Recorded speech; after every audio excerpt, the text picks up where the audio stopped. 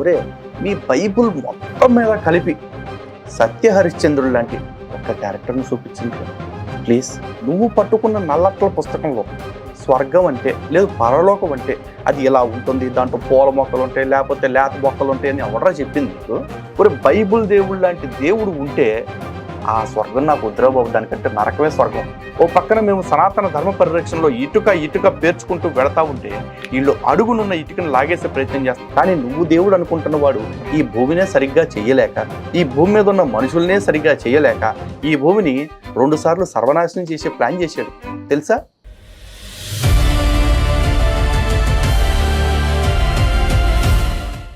హిందూ బంధువులందరికీ జై శ్రీరామ్.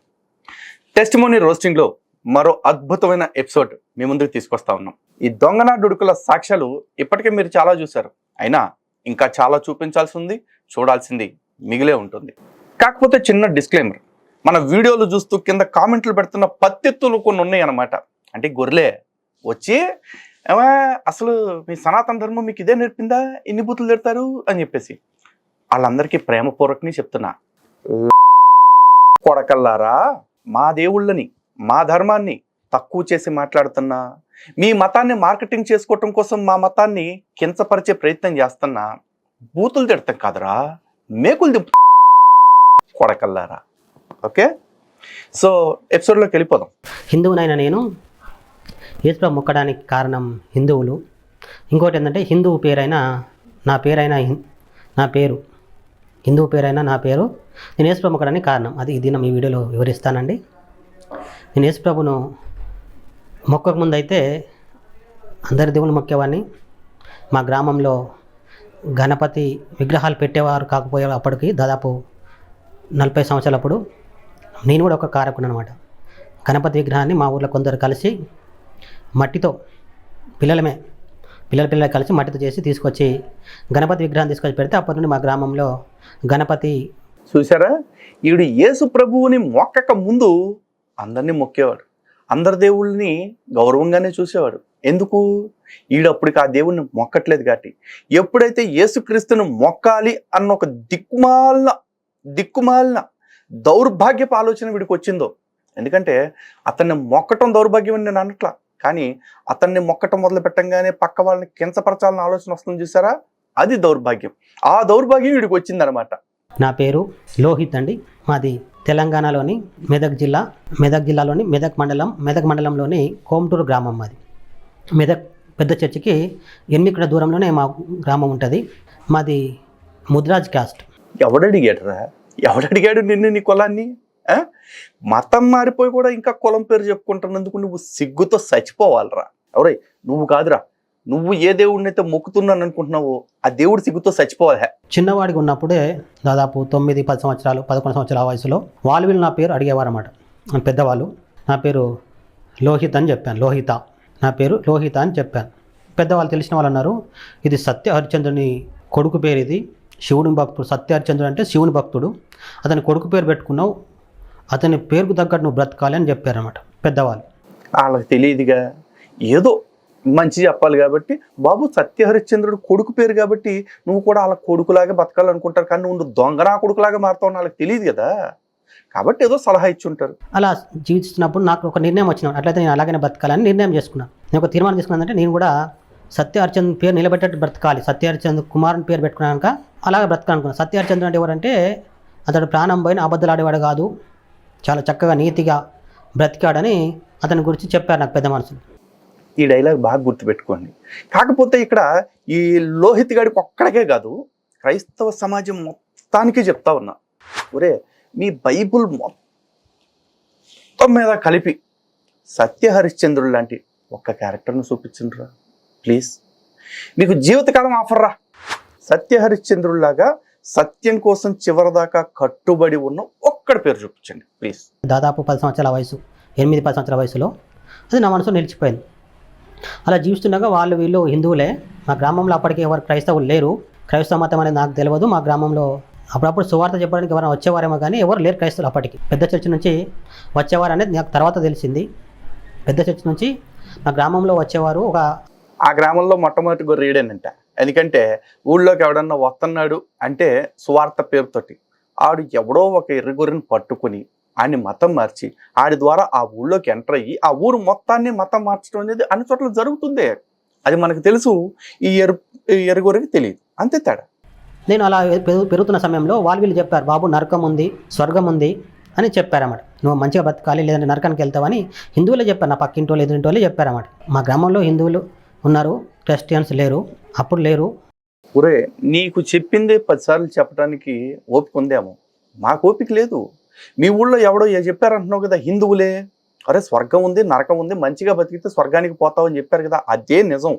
కానీ నువ్వు దాన్ని పట్టుకోకుండా ఇంకా దేన్నో పట్టుకున్నావు, ఇంకెవడదో పట్టుకున్నావు చూసావా, అంటే ఎవడో ఇచ్చిన స్టేట్మెంట్ని పట్టుకున్నావు చూసావా, దానివల్ల వాళ్ళు నువ్వు గొర్రె అయ్యావు. ఇవాళ నా చేతిలో తిట్లు తిట్టడానికి, రోస్ట్ అవడానికి ఇట్ట బలయ్యావు. తర్వాత కూడా నేను నమ్ముకున్న తర్వాత సువార్త చెప్పి అనేకులను దేవుని వైపు తిప్పడం జరిగింది. అంతకుముందు అయితే ఎవరు లేరు. అయితే ఆ చిన్న వయసులో నాకు నిర్ణయం వచ్చిందన్నమాట, నేను స్వర్గానికి వెళ్ళాలి. అయితే వాళ్ళే చెప్పారు స్వర్గం అంటే ఎట్లుంటుంది, నరకం అంటే ఎట్లుంటుంది అనేది. నాకు నరకం ఉందని చెప్పిన వాళ్ళే చెప్పినమాట, అంటే హిందువులే, అంటే తోటి వాళ్ళే, నా ఇంటి పక్క వాళ్ళ ఆలీలు, బాబు నువ్వు మంచిగా బతకాలి, అబద్ధాలు ఆడొద్దు, చెడ్డ పనులు చేయొద్దు, నరకం అంటేనేమో అగ్నిలో కాలుస్తారు, నూనెలో వేసి వేపుడు చేస్తారు, కత్తుల మీద నడిపిస్తారు, రకరకాల హింస పెడతారు, అటువంటి బాధాకరమైన స్థలానికి మనం వెళ్ళకూడదు, స్వర్గానికి వెళ్ళాలంటే మంచిగా బతకాలి అని చెప్పారన్నమాట. మరి నరకము అలా చెప్పారు. స్వర్గం అంటే ఎలా ఉంటుందంటే చక్కటి పూల తోటలు ఉంటాయి, ఆ పూల తోటల్లో మనం హాయిగా నీళ్ళు పోస్తూ బ్రతకొచ్చు స్వర్గానికి వెళ్తే అని చెప్పారన్నమాట. ఎవడు నీకు చెప్పిందా స్వర్గంలో పూల తోటలు అంటే నువ్వు నీళ్లు పోసుకుంటూ బతకొచ్చని? ఒక్కొక్క మత గ్రంథంలో స్వర్గం ఒక్కొక్కలాగా నిర్వచించబడింది. అందులో ఏ మతానికైనా సరే కాస్త కూస్తో డీటెయిల్స్ ఉన్నాయి, కానీ నువ్వు పట్టుకున్న నల్లట్ల పుస్తకంలో స్వర్గం అంటే లేదు పరలోకం అంటే అది ఇలా ఉంటుంది, దాంట్లో పూల మొక్కలు ఉంటాయి లేకపోతే లేత మొక్కలు ఉంటాయి అని ఎవడరా చెప్పింది నీకు? ఎక్కడన్నా నీ పుస్తకం మొత్తం మీద చూపి. బోత్సుగా ప్రతి నా డాష్గాడు ఇచ్చేస్తున్నారు. ఊరే అయినా నువ్వు స్వర్గానికి ఆశపడి నరకానికి భయపడి మతం మారాను అని చెప్తున్నావు కాబట్టి నీకు క్లారిటీ ఇస్తున్నాను రా. నీకు కాదు, హిందువులందరికీ క్లారిటీ ఇస్తున్నా, క్రైస్తవులందరికీ క్లారిటీ ఇస్తున్నా. గుర్తుపెట్టుకోండి, ఒరే బైబుల్ దేవుడు లాంటి దేవుడు ఉంటే ఆ స్వర్గం నాకు వద్దురాబాబు, దానికంటే నరకమే స్వర్గం. నిజంగా చెప్తున్నా. అక్కడికి వెళ్ళి ఆ దేవుడితో అమ్మలక్కలు దెబ్బలు తింటా, ఆ దేవుడి పేరుతో నేను పక్క వాళ్ళని హింస పెట్టుకుంటా. చిచి, ఆ బతుకు బతకటం కంటే నరకంలో బతకటం సుఖం రా నాయన. నేను స్వర్గానికి వెళ్ళాలి, పరలోకానికి వెళ్ళాలి అని నిర్ణయం అప్పుడు చేసుకున్నాను. దాదాపు 8 నుంచి 10 సంవత్సరాల వయసు అనుకుంటా. అప్పుడు నిర్ణయం చేసుకున్నాను. అలా ఇక చెడ్డ పని చేయకూడదు, మంచిగా బ్రతకాలి, మంచి పేరు తెచ్చుకోవాలి అని ఒక ఉద్దేశంతో బ్రతుకుతూ సాగుతూ ఉండగా, నేను చిన్న ఉన్నప్పుడు చాలాసార్లు నాకు అనారోగ్యం వస్తూ ఉండేది. అనారోగ్యం కారణంగా మా తల్లి పూనకం, ఇక్కడ శిగం, పోచమ్మ అనే దేవత అనే పూనకం ఇక్కడ శిగం వచ్చే వారి దగ్గరికి తీసుకెళ్ళింది. మొదలెట్టి మన దేవుళ్ళ పేర్లు తీయటం, మన దేవతల పేర్లు తీయటం. రోగం ప్రపంచంలో ఒక్కడికే వచ్చిందా? ప్రపంచంలో ఇప్పుడు దాకా రోగాలు వస్తున్నాడు ప్రతి మనిషికి వస్తూనే ఉన్నాయి. పుట్టుక లేనోడు, రోగం రానోడు, ముసల్తనం రానోడు, సావు రానోడు ప్రపంచంలో ఎవడరా? ఎవడు 33 ఏళ్ళకి అర్ధాయిస్తూ చచ్చిపోయి నీ దేవుళ్ళు అంటూ ఎవడన్నా ఉంటే ఆడికి ముసల్తనం రాదేమో. మిగతా అందరికీ ముసల్తనం వస్తుంది, రోగాలు వస్తాయి. అండ్ ఇంకోటి, మీ యేసుకు కూడా చెప్తున్నా, 12వ ఏట నుంచి 30వ ఏట దాకా ఎక్కడ దాక్కున్నాడు, ఎక్కడ తిరిగాడు, ఎవరితో తిరిగాడు అన్ని దాచేశారు కాబట్టి. కానీ లేకపోతే ఏం జబ్బులు వచ్చినాయో తెలియదు కదా. జ్వరం వచ్చి ఉండొచ్చు, తలనొప్పి వచ్చి ఉండొచ్చు, లేకపోతే గనేరియా సిఫిలిస్ కూడా వచ్చాయో రాలేదో మనకు తెలియదు. రాలేదని గ్యారంటీ ఏం లేదు కదా. మరి ఏమి రానోడు అన్నట్టు ఎట్ట మాట్లాడతారు? ఇవన్నీ మనుషులకి సర్వసాధారణమైన. మనిషి పుట్టినప్పుడు, దేహం ధరించినప్పుడు అన్నీ వస్తాయి. అందరికీ ఒకే రకమైన రోగం రాకపోవచ్చు, కానీ ఏదో ఒకటి వస్తూనే ఉంటుంది కదా. ఏదో ప్రపంచంలో నీ ఒక్కడికి వచ్చినట్టు మళ్ళా పోషం వచ్చింది, శిగం వచ్చింది. తీసుకెళ్ళినప్పుడు ఆమె పూనకంలో చెప్పింది ఏంటంటే, నేనేం చేయలేను, మాంత్రికులు ఊర్లో ఉన్న అందరి దేవుళ్ళను కట్టు వేశారు, మేమేం చేయలేము అని చెప్పారన్నమాట. బాగు చేస్తాను వాళ్ళ దగ్గర దేవుడు అని బాగు చేస్తాను వెళ్తే వాళ్ళు అన్నారు, మేమేం చేయలేము, బాగు చేయలేము, మాంత్రికులు మమ్మల్ని కట్టేశారు కనుక మేము బాగు చేయలేము అని చెప్తే, అప్పుడు ఆ చిన్న వయసులో నాకు అనిపించింది, అంటే వీళ్ళకంటే గొప్పోడు మాంత్రికుడు, అంటే దేవుళ్ళ కంటే గొప్పోడు మాంత్రికుడు, అంటే దేవుళ్ళకి చేత కాదు అనే రీతిగా నాకు ఒక నిర్ణయం వచ్చిందన్నమాట. చూసారా, ఈడి పిల్ల పుష్పం చేష్టలో ఎట్లా అంటే, పిల్ల పుష్పం గడికి అర్థమయ్యేలాగా చెప్పలేకపోయినా అక్కడ పెద్ద పుష్పంగాళ్ళు ఉన్నారు, మాంత్రికుడు ముసిగేసుకుని వాళ్ళ మాటలు పట్టుకుని ఈడు అదే ధర్మం అనుకుని చెప్పేసి సనాతన ధర్మాన్ని మానేసి ఈ లత్కోర దానిలోకి వచ్చాడు. ఈడు వెళ్ళినందుకు కాదు, ఇది మత స్వేచ్ఛ, ఆడికి నచ్చింది ఆడు పాటించవచ్చు. కానీ వెళ్ళిన తర్వాత ఆ గతాన్ని తవ్వుకుని సనాతన ధర్మాన్ని అవమానిస్తున్నాడు చూసారా, ఈయన్ని చెప్పెట్టి కొట్టాలి. వీడితో పాటు ఇట్లా ఊర్లలో చాలా మంది ఉంటారు, మాంత్రికులు ముసుగులో లేకపోతే తాంత్రికుల ముసుగుల్లో. ఇలా మాంత్రికులు తాంత్రికుల ముసుగుల్లో ఎవడైతే సనాతన ధర్మాన్ని తప్పు పట్టిస్తున్నారో అలాంటి వాళ్ళని కూడా చెప్పులు తెగేదాకా తన్నండి. ఎవడైనా మాంత్రికుడి పేరుతోటి చలామణి అవుతుంటే అని చెప్పు తీసుకుని తన్నండి. కేసు అయితే నేను చూసుకుంటా, లేదు ఆ కేసు నా మీద పెట్టించండి, ఈ వీడియో ఇచ్చి వీడు కొట్టమంటే కొట్టామని చెప్పేసి. ఎంతకంటే దన్నుగా మీకు ఎవడో భరోసా ఇవ్వడు. ఈ వీడియో చూపించి వీడు కొట్టమంటే కొట్టామని నా మీదే కేసు పెట్టించండి, ఓకేనా? నేను చూసుకుంటా. కానీ అలా తాంత్రికులు మాంత్రికుల పేరుతోటి సనాతన ధర్మాన్ని అవమానిస్తున్న తప్పుడు నా డాషిగాళ్ళు ఎవడైతే ఉన్నాడో వాళ్ళని మాత్రం విడిచిపెట్టమాకండి. వీడు మతం మారటానికి, ఇలాంటి వాళ్ళు చాలామంది మతం మారిపోవటానికి అలాంటి వాళ్ళ తప్పుడు ప్రచారాలే కారణం. ఇన్ఫ్యాక్ట్ వాళ్ళు ఈ మత మార్పిడి మాఫియాగాళ్ళ ఏజెంట్లు కూడా అవ్వచ్చు. ఎందుకంటే ఓ పక్కన మేము సనాతన ధర్మ పరిరక్షణలో ఇటుక పేర్చుకుంటూ వెళతా ఉంటే వీళ్ళు అడుగునున్న ఇటుకను లాగేసే ప్రయత్నం చేస్తున్నారు మాంత్రికుల ముసుగులో, హిందుత్వవాదుల ముసుగులో. నిజానికి అలాంటి వాళ్ళ మాటలు విని ఎవడైనా ఇలాంటి వాడు మతం మారిపోతే వాళ్ళలో ఒక్కడు కూడా వీళ్ళని రెస్పాన్సిబిలిటీ తీసుకుని తిరిగి గర్వాప్సి చేసేవాళ్ళు లేడు. తిరిగి మళ్ళీ మాలాంటి వాళ్ళే ప్రయత్నం చేయాలి. పోనీ మాలాంటి వాళ్ళు ఇలాంటి వాళ్ళందరికీ నిజంగా సనాతన ధర్మం అంటే ఇదిరా అని అర్థమయ్యేలాగా చెప్పి గర్వాప్సి చేయించి తీసుకొస్తే వీళ్ళ మీద వాళ్ళు వ్యాపారం చేసుకుంటూ తిరిగి వీళ్ళని బాధితులుగా మారుస్తూ ఉన్నారు. అలా అని చెప్పేసి వీళ్ళు బాధితులు అయిపోయారు కదా అని ఇలాంటి వాళ్ళని సానుభూతితో వదిలేస్తామనుకోవద్దు. వీడు మతం మారిపోయిన దానికి నా ప్రాబ్లం కాదు, మారిపోయిన తర్వాత వీడు హిందూ దేవతల్ని ఎలా అవమానిస్తున్నాడో చూడండి. ఇది మచ్చుకి మొదలు మాత్రమే. ఇలాంటి ఇంకా చాలా చెప్తాడు చండాలాలు. ఇలాంటి చండాల పాలన కూడా చెప్పులు తెగేదాకా తన్నే రోజు రావాలని మేము కూడా చూస్తూ ఉన్నాం. అవుతున్న వేళ ఆ చిన్న వయసులో దేవుడు ఎవరు తెలుసుకున్న ఆశ ఉండింది. ఎందుకంటే ఒక దేవుడు అంటారు కానీ దేవుళ్ళు ఒక తీరు లేరు. చాలామంది దేవుళ్ళు అంటారు, ఒక దేవుడు అంటూ ప్లస్ చాలామంది దేవుళ్ళనే వాళ్ళు అన్నమాట. అయితే నేను పరిశీలన చేశాను ఆ వయసులోనే. ఎందుకంటే ఒక దేవుని వద్దకేమో మాంసం, కళ్ళు, సారాయి అని తీసుకొని వెళ్ళాలి. ఇంకో దేవుని వద్దకేమో కళ్ళు, సారాయి లేకుంటే మాంసం తీసుకుని వెళ్ళకూడదు. నాకు అర్థమైందన్నమాట. అయితే ఆ దినాల్లో గత్తరలు అనేవి అంటే వివిధ రకాల అంటువ్యాధులు వచ్చేవి. ఈ యదముండా కొడుక్కి డౌట్కి అసలు ఏమన్నా అర్థం పర్థం ఉందా? దేవుడు ఒక్కడే అయినప్పుడు ఒక్కొక్క తీరులో ఎందుకు ఉంటున్నాడు? వేరా నువ్వు ఒక్కడవేగా. నువ్వు నీ అమ్మ దగ్గర ఒకలాగా ఉంటావు, నీ పెళ్ళాం దగ్గర ఒకలాగా ఉంటావు, నీ బిడ్డ దగ్గర ఒకలాగా ఉంటావు, నీ చెల్లి దగ్గర నీ అక్క దగ్గర ఒకలాగా ఉంటావు. నీ పెళ్ళంతో ఉన్నట్టే నీ కూతురుతో నీ అమ్మతో ఎందుకు ఉండట్లా మరి నువ్వు? ఎందుకంటే ఉన్నది నువ్వే, కానీ నువ్వు ఉంటున్నది ఎవరితో దాన్ని బట్టి నీ ప్రవర్తన వాళ్ళ ప్రవర్తన నీతోటి మారుతుంది. అలాగే భగవంతుణ్ణి ఒక్కొక్కడికి ఒక్కొక్కలా తెలుసుకోవాలనుకుంటాడు. ఒకడు భగవంతుణ్ణి స్త్రీ రూపంలో అనుకుంటాడు, ఒకడు భగవంతుణ్ణి పురుష రూపంలో అనుకుంటాడు, ఒకడు భగవంతుణ్ణి ఏదైనా జంతువు రూపంలో అనుకుంటాడు. అది అనుకునేవాడి భావన బట్టి ఉంటుంది. దాన్నే సౌలభ్యము అని చెప్పేసి అంటారు. నిజానికి భగవంతుడికి ఎటువంటి రూపము లేదు, భగవంతుడికి ఎటువంటి నిర్దిష్టమైన ఆకారము లేదు, భగవంతుడికి ఎటువంటి నిర్దిష్టమైన లింగము లేదు. ఆయన పురుషుడు కాదు, స్త్రీ కాదు, నపుంసకుడు కాదు, ఆయన జంతువు కాదు, ఆయన మనిషి కాదు, ఆయన వస్తువు కాదు, కానీ సర్వం ఆయనే. మమైవాంసో జీవలోకే జీవభూత సనాతన. అంటే ఈ కనిపించే జీవలోకమంతా నా అంశే అనేది పరమాత్ముడు చెప్తున్న మాట. మరి నీకెవడో గాడిదు చెప్పిన మాటలు పట్టించుకుని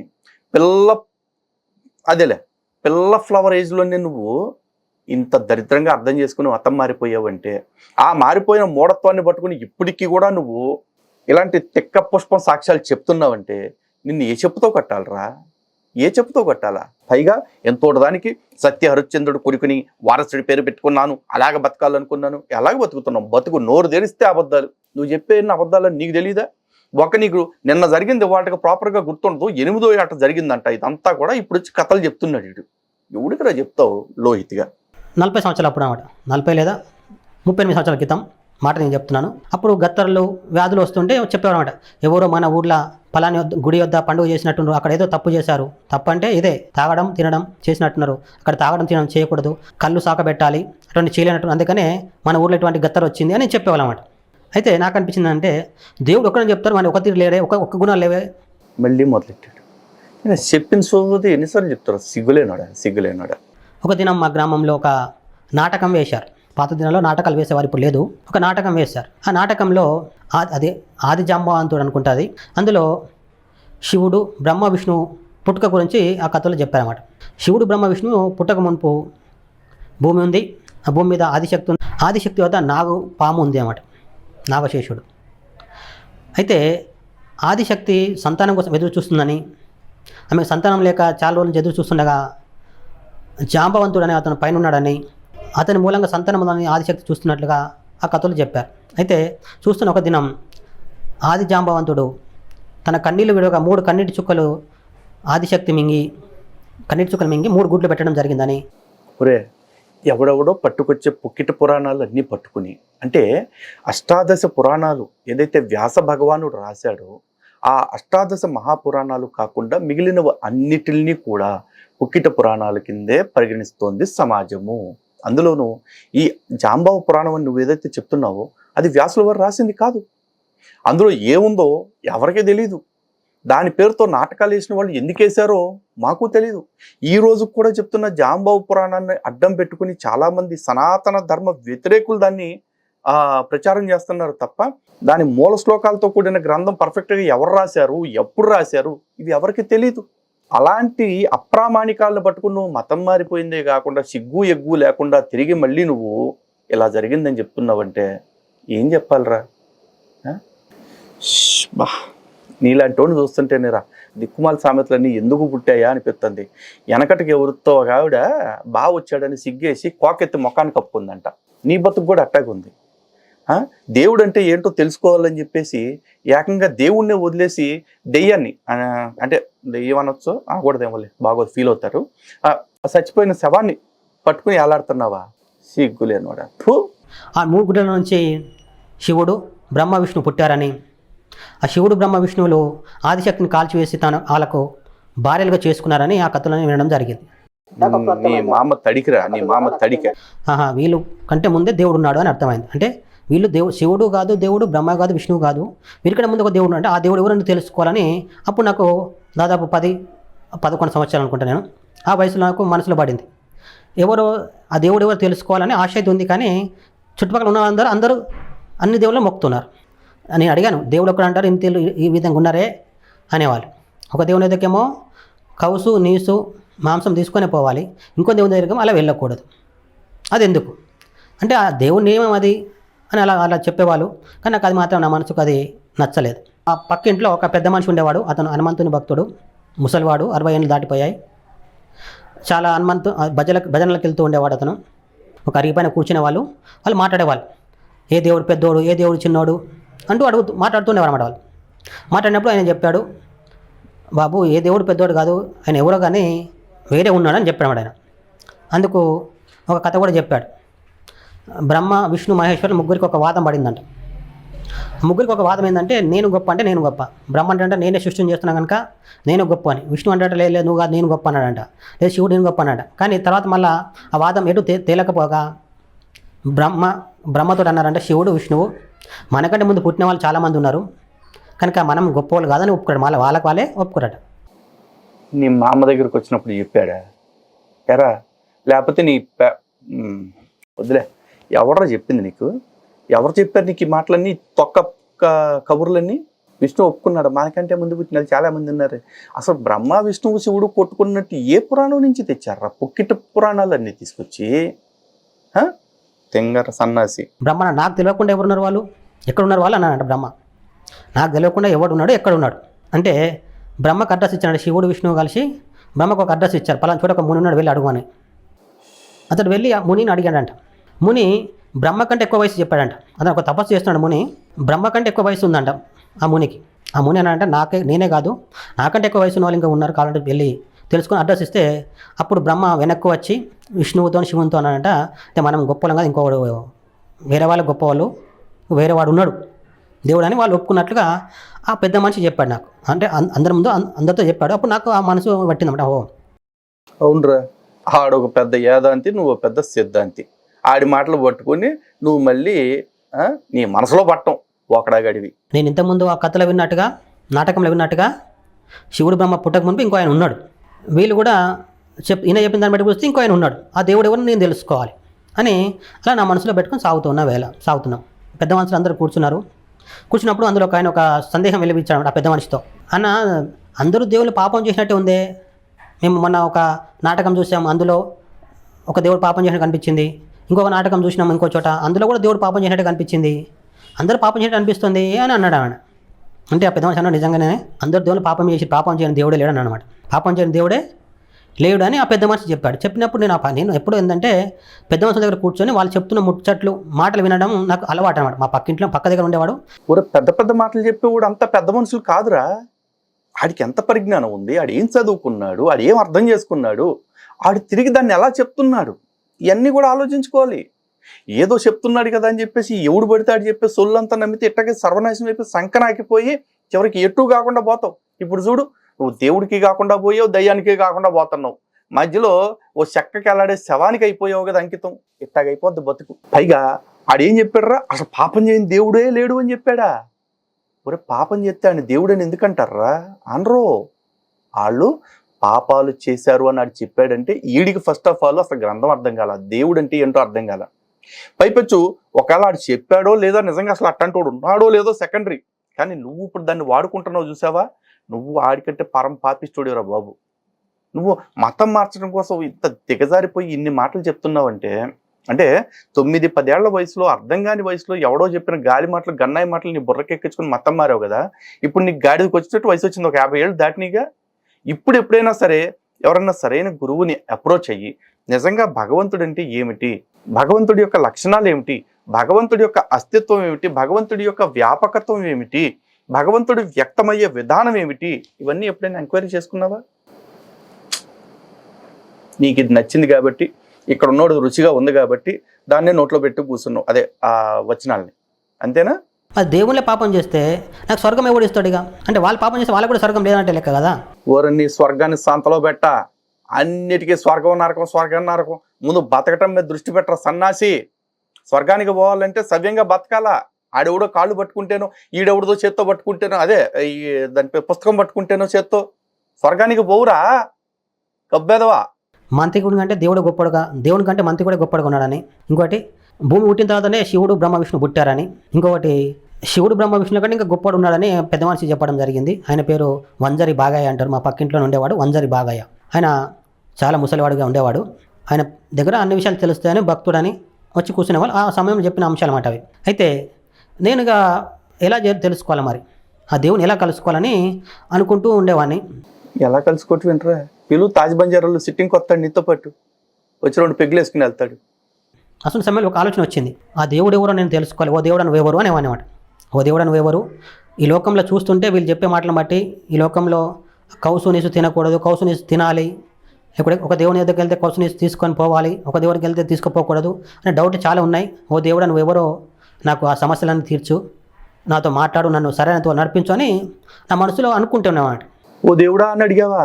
ఓ పని చేయాల్సిందిరా, మీ ఇంటి పక్క చుట్టుపక్కల ఉన్న వాళ్ళందరినీ పిలిచేసి, ఓ చుట్టుపక్కల వాళ్ళారా నా తండ్రి ఎవరు అని చెప్పేసి వాళ్ళని కూడా అడగాల్సింది. మీ అమ్మ చెప్పేదో వాళ్ళు చెప్పేవాళ్ళు తెలిసేది. మరి ఏ గన్నాయి గండి పడితే ఆ గన్నాయి గండి దేవుడు అనుకుని, దేవుడా నువ్వు ఎవరు అని అడిగితే ఆడేం చెప్తున్నాడు, నేనే దేవుడిని, నేనే దేవుడిని, నన్ను నమ్మని వాళ్ళని చంపేయండి, నన్ను నమ్మని వాళ్ళని వదిలిపారదొబ్బండి అని చెప్తున్నాడు.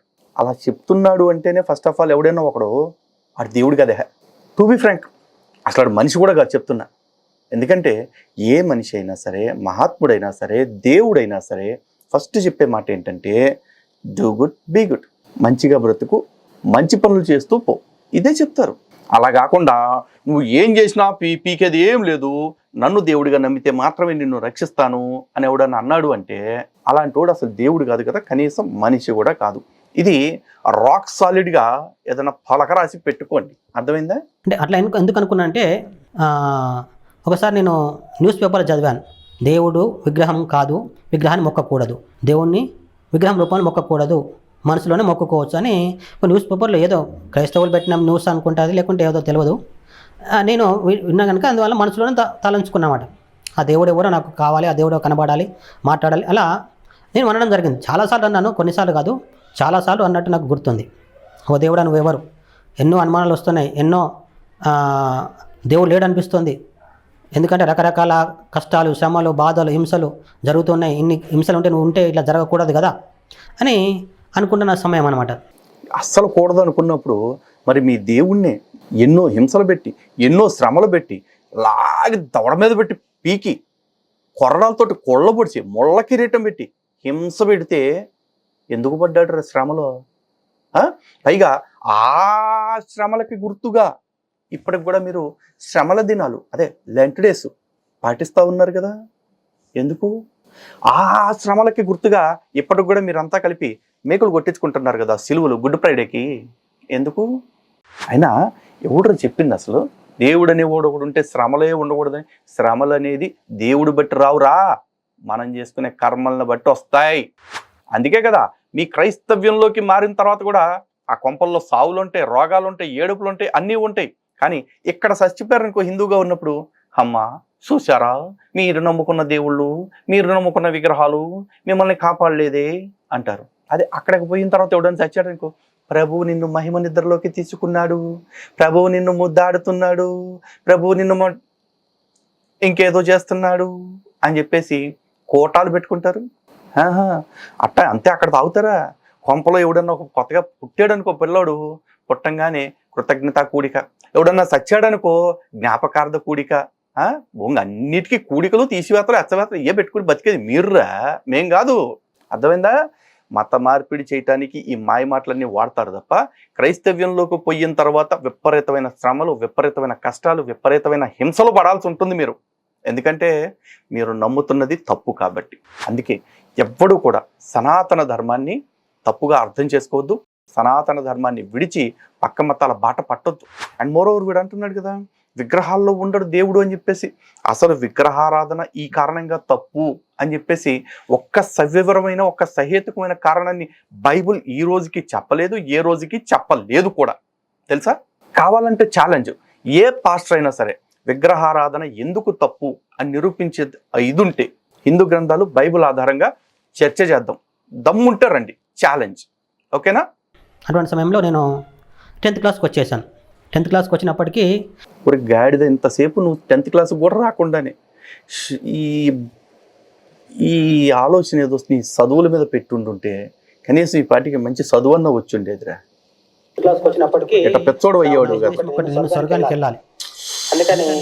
ఒరే ఇప్పుడు 10 సార్లు చెప్పావు నేను స్వర్గానికి వెళ్ళాలి, నేను స్వర్గానికి వెళ్ళాలని. ఒరే ఎప్పుడో స్వర్గం గురించి పక్కన పెట్టి ఇప్పుడు బతుకు నరకం చేసుకుని బతకటమే కదరా క్రైస్తవ్యం అంటే.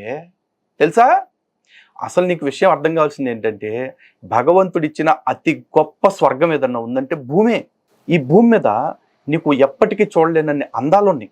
అంటే అంటే నీ జీవితకాలం సరిపోదు ఇక్కడున్న అందాలు చూడాలంటే, ఇక్కడున్న అద్భుతాలను ఆస్వాదించాలంటే నీ జీవితకాలం సరిపోదు. అలాంటి ఇంత అద్భుతమైన ప్రకృతిని సృష్టిని ఇచ్చిన ఈ పరమాత్మని నమ్ముకోకుండా ఎప్పుడో స్వర్గం వస్తుందని ఇప్పుడు బతుకుని భారం చేసుకోవటం, నరకం చేసుకోవటం, ఇది కదరా క్రైస్తవ్యం చెప్పేది. చే ఎందుకురా నేను మత మార్పిడిని అసహించుకునేది, మత మార్పిడిని ద్వేషించేది? మత మార్పిడి అనే కంటే కూడా చిచ్చే మీ క్రైస్తవ్యాన్ని ద్వేషించేది, అసహించుకునేది ఎందుకేరా? మాంసం తినడం మానేశాను, చేపలు తినడం మానేశాను. మాది చేపల వృత్తి, మేము చేపలు పట్టేవాళ్ళం. కానీ చేపలు పట్టడం మానేశాను, చేపలు తినడం మానేశాను. ఎందుకంటే నేను స్వర్గానికి వెళ్ళాలి. అంతలోనే ఒక ఆలోచన వచ్చింది, అయ్యప్ప భక్తులు చెప్పులు కూడా వేసుకోరు 3 నెలలు, కనుక నేను కూడా చెప్పులు వేసుకోకూడదు, మొత్తానికి బతుకున్న రోజులు వేసుకోకూడదని ఆలోచన చేసినమాట. ఓహో, మరి అఘోరాలు బట్టలు కూడా ఇప్పేసి తిరుగుతారు, నువ్వు అవి కూడా ఇప్పేసి తిరగాల్సిందిరా జీవితకాలమా? అవి ఎందుకు వేసి తిరుగుతున్నావు? అందుకే పులిని చూసి నక్క వాతలు పెట్టుకోకూడదు. దేన్నైనా తత్వాన్ని అర్థం చేసుకుని తర్కబద్ధంగా ఆలోచించి బ్రతకాలి. అది సనాతన ధర్మం, అది భక్తి. ఆకాశవాణి కేంద్రం నుంచి వచ్చే వార్తలు వినడం నాకు అలవాటు. ఆకాశవాణి కేంద్రం హైదరాబాద్ నుంచి వచ్చే వార్తలు వినడం అలవాటు. 7 గంటలకు 7:05 నుంచి 7:15 వరకు వార్తలు అయిపోయాయి. 7:15 తర్వాత ఇంకా వేరే వైపు పెట్టుకునేవన్నమాట.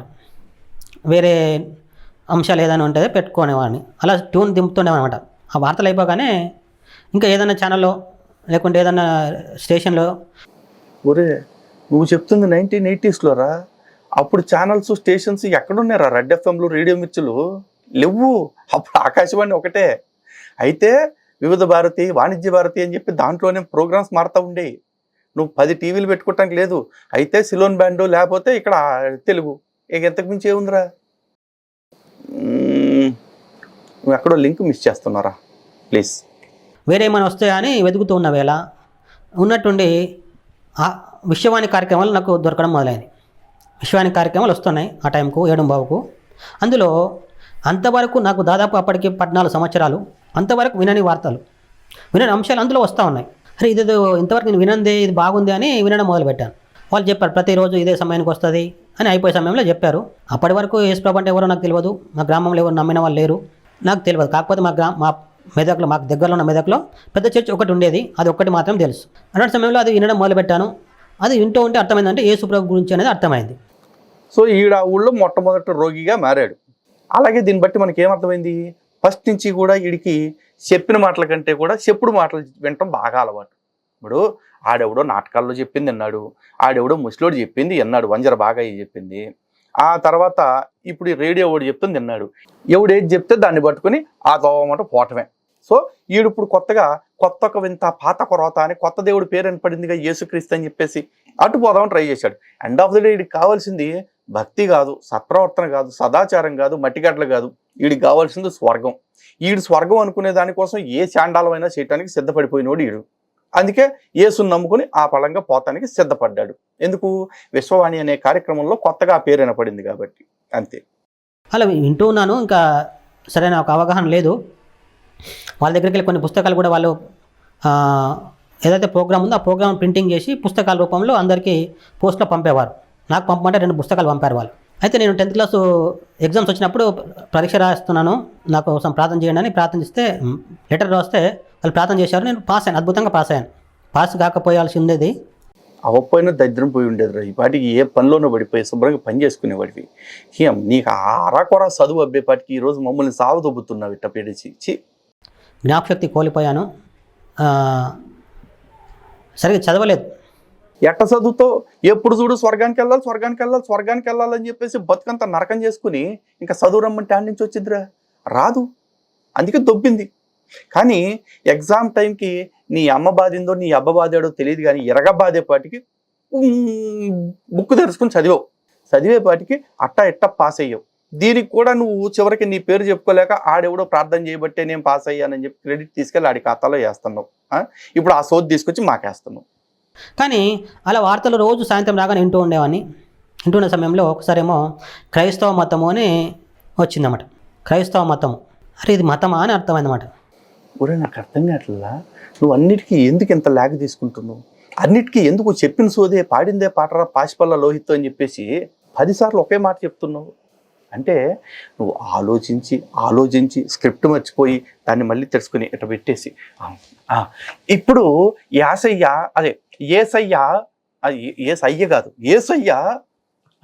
నన్ను అది చేశాడు, నన్ను ఇది చేశాడు అని చెప్పేసి మళ్ళీ చెప్తున్నాను. నీ స్క్రిప్టెడ్ ప్రోగ్రామ్ను కూడా నిజం వరకుని కింద కామెంట్లు పెట్టిన కబోదిగాళ్ళు ఉన్నారు చూసావా, వాళ్ళకి కాళ్ళకి దండం పెట్టాలా? ఒక్కడికన్నా బతుకులో సిగ్గు, శరం, మానం, మర్యాద, నీతి, జాతి, లజ్జ ఏదన్నా ఉందా? అసలు ఉంటే ఈ అబద్ధాలు తెలిసిపోతున్న ఇంత కట్టు కథని ఆ కామెంట్లు ఏంటరా? చిచి. క్రైస్తవ మతం చెందిన దేవుడు హిందూ మత దేవుడు కాదు, ఈయన క్రైస్తవ మత దేవుడు అని అర్థమైంది. తర్వాత ఒకసారి ఈయన ఒక్కనే మొక్కాలి, ఇంకో దేవుడు మొక్కకూడదు అనే ఒక సందేశం వచ్చిందన్నమాట. అంటే నాకు అర్థమైందంటే ఈయన ఒక్కని మాత్రం మొక్కాలి, ఇంకో దేవుని మొక్కకూడదు. అది పరమ సైకోలు రాళ్ళు అంతే. అందరు దేవుళ్ళు సమానం, బొంగు బోషానం వాళ్ళు చెప్పరు. అట్లాంటి చెప్పి ఎర్రి మాటలు చెప్పేది మళ్ళా హిందువులే. అందుకే నువ్వు హిందువుగా ఉన్నప్పుడు అందరు దేవుళ్ళని గౌరవించాను నువ్వే చెప్పావు కదా. ఇప్పుడు వాళ్ళు ఏం చెప్తున్నారు? ఈయనొక్కడనే పూజించాలి, మిగతా వాళ్ళని మొక్కకూడదు అన్నారు. ఆ సంకుచితత్వమే పాషండ మతాలు అని మాత్రం అర్థం కాగా నాకు నేనేం చేసిన అంటే ఆ దినం నుండే రేడియో వినడం మానేశాను. ఇక రేడియో వినడం మానేసా, పక్కకు పాడేశాను. అప్పటికి అది మరలా పెట్టుకోవడానికి అనుకూలంగా లేకపోయింది కూడా, రేడియో పక్కకు పాడేశాను. ఎందుకంటే నా దేశం, ఈ దేశంలో నా మతం, ఈ దేశంలో అంతటా ఉంది. నా దేవుళ్ళు ఈ దేశం అంతటా దొరుకుతారు. ఎందుకంటే నా గ్రామంలోనే నా దేశపు దేవుళ్ళ గుళ్ళు గల్లీకి ఉన్నాయి. గల్లీకి ప్రతి ఏ ఊరికైనా ప్రతి గల్లీకి ఉన్నాయి. ఈ అరాకొర జ్ఞానంతో ఇట్లా అడుగు దొబ్బుతున్నావు నువ్వు. నీ దేవుడు ఈ దేశం మొత్తం మీద లేడు, ఈ విశ్వం మొత్తం మీద ఉన్నాడు, ఈ బ్రహ్మాండం అంతటా ఉన్నాడు, ఈ బ్రహ్మాండ భువనభాండాలు అన్నింటా నిండి ఉన్నాడు, అంతటా వ్యాపించి ఉన్నాడు, అన్నిటినీ పాలిస్తా ఉన్నాడు. కానీ నువ్వు దేవుడు అనుకుంటున్నవాడు ఈ భూమినే సరిగ్గా చేయలేక, ఈ భూమి మీద ఉన్న మనుషులనే సరిగ్గా చేయలేక ఈ భూమిని 2 సార్లు సర్వనాశనం చేసే ప్లాన్ చేశాడు తెలుసా? అంత శాతగాను. ప్రాంతంలో మెదక్లో ఒకటే ఉంది. నేను మళ్ళీ అందరి దేవుని మొక్కుడు మానేసి ఆ దేవుని మొక్కాలా, ఈ మతం విడిచిపెట్టి ఆ మతంలో కలవాలా అని చెప్పేసి మానేసుకున్నాను అనమాట. ఓ దేవుడు ఎవరు అని అప్పుడప్పుడు అనుమానం వచ్చిన ప్రతిసారి మనసులోనే అనేవాడిని, గాలికి అంటే ఇతరులకు వినబడ్డట్టుగా అనేవాడిని. ఇతరులు ఎవరు లేని చోట బయటకు అనేవాడిని అనమాట. అలా సాగుతున్న వేళ నేను ఎస్ఎస్సి పాస్ అయిపోయి ఇంటర్మీడియట్లోకి ప్రవేశించాను. ఇంటర్మీడియట్లోకి ప్రవేశించిన తర్వాత ఎన్నిసార్లు ప్రవేశించిన తర్వాత ఏదన్నా ఒక్క పదాన్ని ఒక్కసారి చెప్తే సరిపోద్ది, నువ్వు 3 మాటలు చెప్తున్నావు అంతేలే, స్క్రిప్ట్ మర్చిపోతున్నావు కదా. సెకండ్ ఇయర్లో అంటే 1993వ సంవత్సరంలో 1993వ సంవత్సరంలో అప్పటికి నాకు 17 సంవత్సరాలు. మా స్నేహితుడు ఒక దినం చెట్టు కింద కూర్చొని యేసుప్రభు గురించి చెప్తా ఉన్నాడు. అతని పేరు ప్రభాకర్. అతను చెట్టు కింద కూర్చొని చెప్తా ఉన్నాడు, యేసుప్రభు మాత్రమే దేవుడు, యేసుప్రభు తప్ప ఇంకొక దేవుడు లేడు, ఆయన మొక్తనే స్వర్గం లేకపోతే నరకం అని చెప్తూ ఉంటే నేను అంతవరకు రేడియోలో కొన్ని విషయాలు విన్నా కనుక అవన్నీ గుర్తొస్తున్నాయన్నమాట. అంతవరకు విశ్వాని రేడియోలో అన్నిటికీ మించి మనకి అక్కడ స్వర్గం అన్నాడుగా, అది చాలు మనకి. ఎందుకంటే మన బతుకంతా దాని గురించే కదా చండాలం చేసుకుంది. విన్నాను కనుక అవన్నీ గుర్తొస్తున్నాయి. అరే ఇతను చెప్పేది ఏదో నిజంగా ఉందే, ఈయన చెప్తున్నాడు నిజమైన దేవుడు ఈయన అని. మరి నాకు అప్పుడు వింటే అంత స్పష్టంగా అర్థం కాలేదు. ఇప్పుడు ఏదో ఈయన చెప్తున్న అర్థమైందని అర్థమైంది. అప్పటి నుండి 1993 సంవత్సరం నుంచి ఇప్పటి వరకు దాదాపు 30 సంవత్సరాలు దాటిపోయిందన్నమాట. ఆ దినం తీర్మానం తీసుకున్నాను, ఓహో ఇన్ని రోజులు వెతుకుతున్న దేవుడు ఈయననేనా అని తెలుసుకొని ఆ రోజు నుంచి అంతవరకు మొక్కిన దేవుళ్ళందరికీ, హిందూ దేవుళ్ళందరికీ గుడ్ బై చెప్పేశాను. ఈయన ఒక్కనే మొక్క మొదలు పెట్టాను. ఇంకో దేవుడి పేరు ఎత్తేది లేదు, ఇంకో దేవుని పూజించేది. ఎవరైనా బంధువులు పిలిస్తే వెళ్తాం గుడ్లకు, వాళ్ళ గుడికి, వాళ్ళు చేసిన పండుగకు, కానీ మొక్కేది లేదు, పూజించేది, ఆ పేరు ఎత్తేది కూడా లేదు. 30 సంవత్సరాలు అయిపోయింది ఇప్పటికి. చూసారుగా, ఈడు మతం మారిందని వెనకాల ఏమన్నా కారణం ఉందా? చెప్పుడు మాటలు తప్ప, తప్పుడు మాటలు తప్ప, చెప్పుడు మాటలు తప్ప ఇంక వేరే కారణం నాకైతే ఏం కనపట్ల. జనరల్గా మిగతా వాళ్ళ సాక్ష్యాలు చూస్తే మా చుట్టాల్లో ఒక రోగం వచ్చింది, మా జీవితాలు గుడ్డ మడిచిపోయాయి, ఆ టైంలో ప్రార్థన చేశాము, లేచాడు, ప్రభు వచ్చి లేపాడు అని చెప్తారు. ఇక్కడ ఏబొచ్చు లేదు. రేడియోల్లో విన్న సోది, నాటకాల్లో చూసిన సోది, ఎవడో ధర్మం అంటే ఏంటో తెలియదు, గ్రంథం అంటే ఏంటో తెలియని ఓ తెంగరోడు చెప్పిన సోది. అసలు యేసు గురించి క్రైస్తవ ప్రచారకులు అడగకపోయినా చెప్తా ఉంటాడు. అట్లాంటిది ఎవడో చెట్టు కింద పాస్టర్ గారు ఒకడు కూర్చొని వీడికి సోది చెప్పాడంట. ఆ సోదిని ఇలా చెప్పుడు మాటలు, తప్పుడు మాటలని మారాడు తప్ప వీడి బతుకులో పెద్ద రియాక్షన్ ఏం లేదు. పైగా దానికి వీడు హిందూ దేవీ దేవతల్ని చాలా కించపరిచేశాడు, చాలా దారుణంగా మాట్లాడేశాడు. ఇప్పుడు చూడండి, అప్పటి నుండి ఇప్పటికీ ఎన్నో సందేహాలు, ఎన్నో అనుమానాలు వస్తుండేవి. ఈయన ఒక్కడే దేవుడు ఎట్లా అవుతాడు, మిగిలిన ఎందుకు కాదు అని. ఈయనకంటే ఒక స్టాండర్డ్ ఉన్నట్టుగా నేను గుర్తించాను. ఈయన భూమి కంటే ముందున్నవాడు. ఎవడో చెప్పిందే, ఈయననే భూమిని చేసినవాడుగా, ఆకాశం చేసినవాడుగా బైబిల్ తనను గురించి తాను స్పష్టంగా చెప్పుకోవడం జరిగింది. ఎక్కడ్రా ఆ బైబిల్ మొత్తం నేను చదివా, పాత నిబంధన చదివా, కొత్త నిబంధన చదివా. దాంట్లో 39 పుస్తకాలు, దీంట్లో 27 పుస్తకాలు, దీంట్లో కలిపి మొత్తం 31,102 వచనాలు మొత్తం తిరగేసిన. యేసుక్రీస్తు వచ్చేసి ఈ భూమి మొత్తాన్ని నేనే చేశాను తెలుసా అన్నది ఎక్కడా లేదు. కానీ వాడు చూసా, నా అంతటా నేనుగా ఏమీ నువ్వు చేయలేను, నా తండ్రి చిత్తమును బట్టి తప్ప అని చెప్పేసి చెప్పుకున్నాడు. చివరికి కొంతమంది వచ్చి నాకు పరలోకంలో నాకు ప్లేస్ ఇస్తావా అంటే, పరలోకంలో ప్లేస్ ఇస్తానికి నా చేతిలో ఏమీ లేదు, మొత్తం మా దేవుడు చేయాల్సిందే అంటూ చెప్పుకున్నాడు. నేను శాతగానోడిని, నేను ఏమీ చేయలేనోడిని అన్నాడు. అంతేకాదు, చెక్క కాలాడేసినప్పుడు కూడా ఏలి ఏలి లామ సబక్తాని అని అన్నాడు తప్ప, ఏగో నేను తలుచుకుంటే ఈ మేకులు స్ప్రింగుల్లాగా ఎగిరి అవతల పడతాయి తెలుసా అని చెప్పుకోలేకపోయాడు. ఎందుకు? బికాస్ హీఈస్ ఇన్కాపబుల్, చేయలేడు. అర్థమైందా? నేను అలా తర్వాత మళ్ళీ మా రేడియోని బాగు చేసుకొని మళ్ళీ విశ్వాని కార్యక్రమం వినడం మొదలుపెట్టాను. 94 సంవత్సరం నుంచి మళ్ళీ విశ్వాని కార్యక్రమం వినడం మొదలుపెట్టాను. దాదాపు నేను వేసుకున్న కొన్ని రోజులకే బైబిల్ కొనుక్కున్నాను అన్నమాట. అంటే బైబిల్ కొనుక్కున్నప్పుడు 35 రూపాయలు ఉండేది. ఎందుకురా, చర్చిల్లోకి పోతే ఫ్రీగా ఇస్తారు తెలుసా? ఎందుకంటే ఆ బుక్ ప్రపంచంలో ప్రతి ఇంటికి కూడా ఫ్రీగానే వెళ్ళింది, చాలా ఇళ్ళకి. దాన్ని డబ్బులు పెట్టి అప్పుడు కొండవు, అందుకే రోడ్ల మట్టు ఫ్రీగా పంచుతూ ఉంటారు తెలుసా? వెంటనే బైబిల్ కొనుక్కున్నాను, అంతే, ఇంకేం లేదు. కొనుక్కొని చదవడం మొదలుపెట్టాను. తర్వాత విశ్వాని కార్యక్రమం వినడం మొదలుపెట్టాను. అయితే చాలామంది అన్నారు అది ఒక మతం బాబు, అది మతంలో వాళ్ళు కలుపుకోవడానికి, వాళ్ళ మతాన్ని పెంచుకోవడానికి, మతంలో జనాభా తక్కువ ఉందని మతం పెంచుకోవడానికి వాళ్ళు అలాగే అబద్ధాలు చెప్తారు. నమ్ముతావా?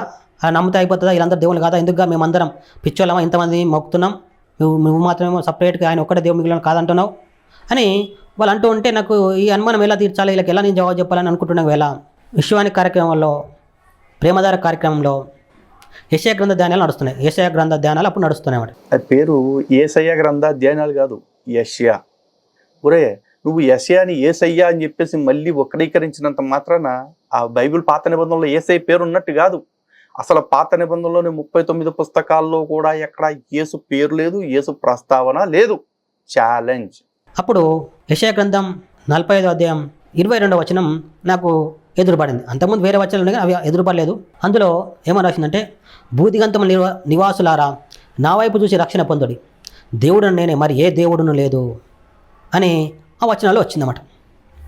దేవుడు నేనే, మరి ఏ దేవుడును లేడు. ఆ వచనాలు రాసినప్పుడు నాకు అర్థమైంది, ఓహో ఇంత స్పష్టంగా ఈయన చెప్తున్నాడు. ఎంత దరిద్రంగా ఉందో తెలుసా? మీ నాన్న వచ్చి ఒరే నేను ఒక్కడినే నీ తండ్రిని, నీకు ఇంక వేరే తండ్రి ఎవడో లేడు అని చెప్తే ఎంత చండాలంగా ఉంటుందో అంత చండాలంగా ఉందరా. ఒరే దేవుడు అని చెప్పేసి ఆ దైవత్వాన్ని మనం గుర్తించాలరా, ఆ దైవత్వాన్ని మనం తెలుసుకోవాలరా. దేవుడు వచ్చి నేనే దేవుడిని నన్నే నమ్ము, నేనే దేవుడిని నన్నే నమ్ము అంటే నేనే నీ తండ్రిని నన్ను నమ్ము, నీకు ఇంకెవడో తండ్రులు లేరు అని చెప్పేసి ఓ తండ్రి చెప్తే ఎంత కరేపాకత్వంగా ఉంటుందో అంత కరేపాకత్వంగా ఉందిరా కరేపాక.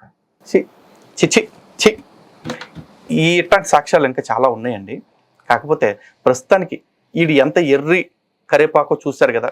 ఇలాంటి సాక్ష్యాలని మీకు నిత్యం చూపిస్తూనే ఉంటాను. అంటే వీళ్ళు మతం మారిపోయింది కాకుండా ఆ మారిపోయిన తర్వాత ఆ సాక్ష్యం ముసుగులో మన దేవీ దేవతలను ఏ విధంగా అవమానిస్తున్నారు అనేది మీ అందరికీ తెలియాలి. అలాగే ఈ మతం మారిన వాళ్ళందరూ కూడా ఇంకో 10 మందిని మతం మార్చడం కోసం ఈ దిక్కుమాల సాక్ష్యాలు చెప్తూ ఈ సాక్ష్యాల్లో ఏ విధంగా సనాతన ధర్మాన్ని కించపరుస్తున్నారు అనేది మీ అందరికీ చూపించాలనేదే మా ప్రయత్నం.